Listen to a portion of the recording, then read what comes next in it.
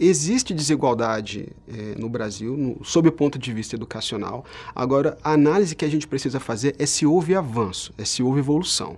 Bem, desde a Constituição de 88, que é o grande marco do direito à educação no Brasil, lembrando que o Brasil acordou muito tardiamente para a educação universalizada, a educação básica e pública universalizada, a gente verifica, por exemplo, avanços normativos importantes que chegaram à ponta, que chegaram às redes de ensino.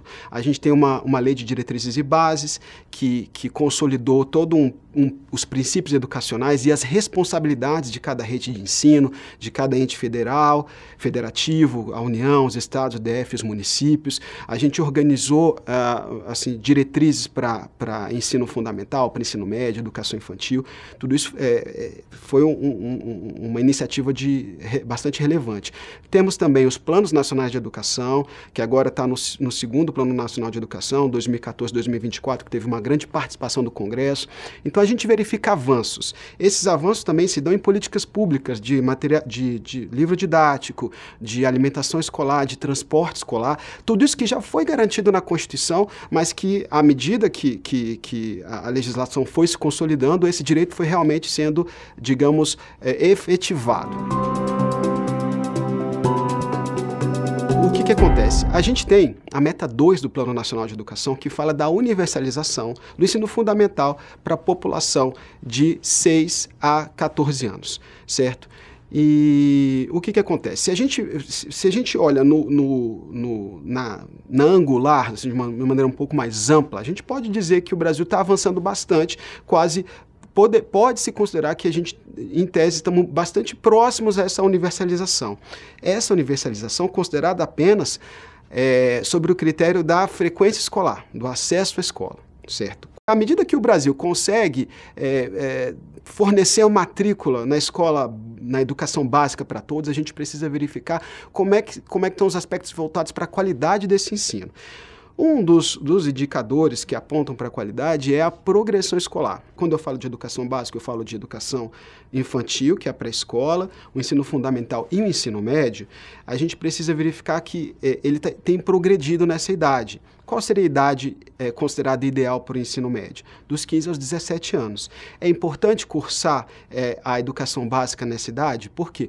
Porque já se mostrou uma correlação bastante forte que, à medida que você permanece mais tempo na educação básica, o estudante evade, ele sai. Se a gente pudesse distribuir a população estatisticamente, se a gente tratasse de renda per capita, o primeiro quintil são os 20% mais pobres e o quinto quintil são os 20% mais ricos. Então, esse primeiro quintil, o primeiro e o segundo quintil, os 20%, os 40% mais pobres, eles têm um maior atrito na escola básica, de modo que eles ficam mais tempo quando não evadem.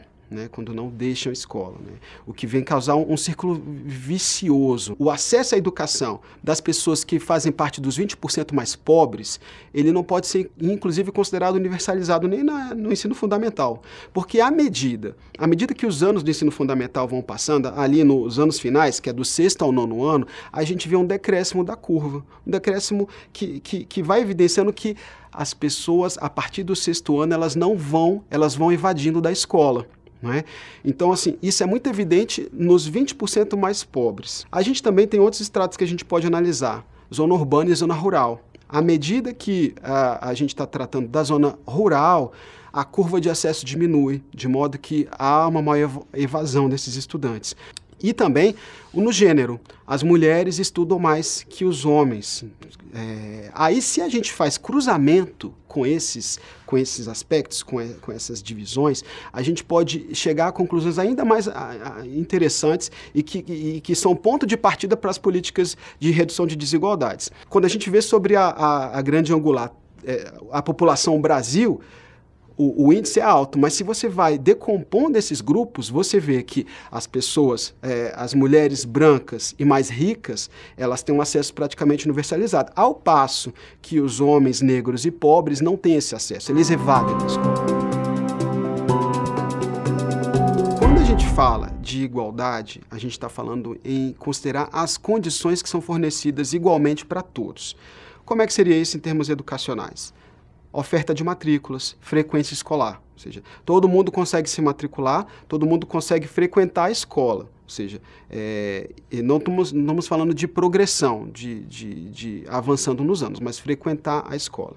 Quando a gente fala de equidade, a gente precisa considerar as diferenças de cada indivíduo e verificar em que ponto a gente pode complementá-las para que eles realmente possam ser incluídos, né?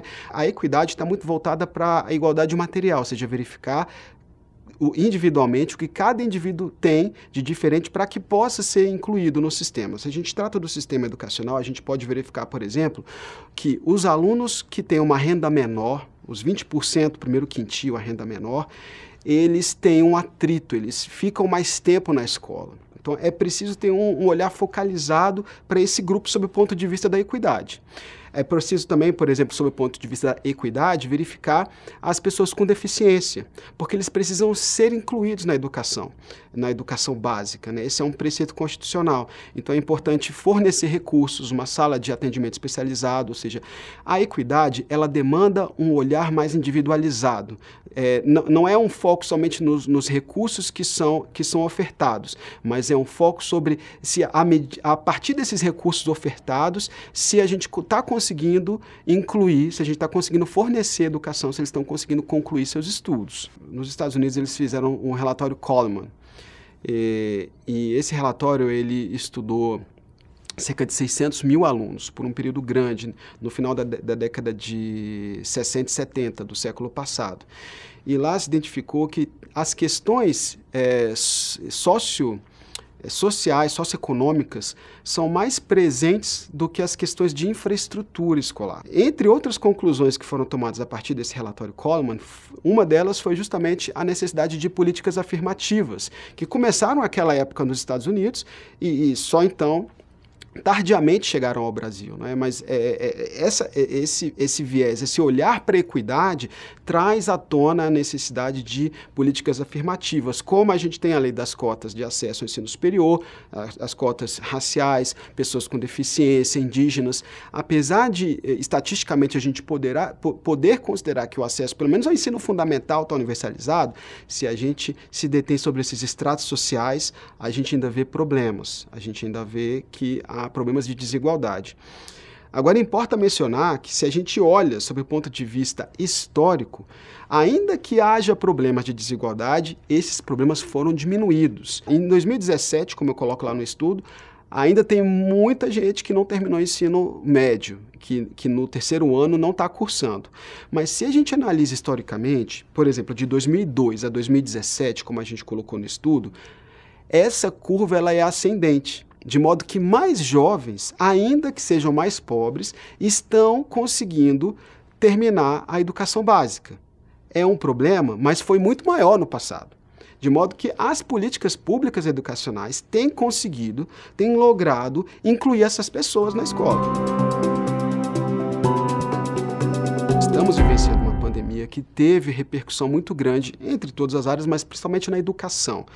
Um aspecto principal, que é muito evidente, foi o fechamento das escolas. Houve esse custo direto, ou seja, perda de aprendizagem e problemas de relacionamento interpessoal.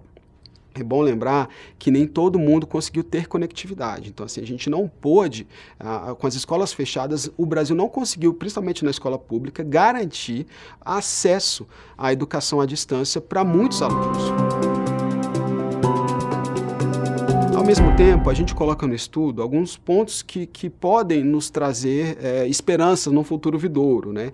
E aí eu cito principalmente o novo Fundeb. O novo Fundeb, que foi fruto da Emenda Constitucional 108 de 2020. A educação básica, a educação pública, precisa de financiamento estável. Um fundo permanente, como é o Fundeb, ele vai trazer, basicamente, as mudanças que são feitas o aumento da complementação da União. A União passa de 10% para 23% até 2026. Esse aumento da complementação para fortalecer as redes de ensino estaduais e para fortalecer as redes de ensino municipais. Então, o novo Fundeb trabalha os níveis socioeconômicos das redes de ensino, das escolas, ou seja, é uma coisa muito mais voltada para a equidade, ou seja, um trabalho de verificar as necessidades de cada sistema de ensino. Tem um outro aspecto também. uma parte dessa complementação vai para a educação infantil.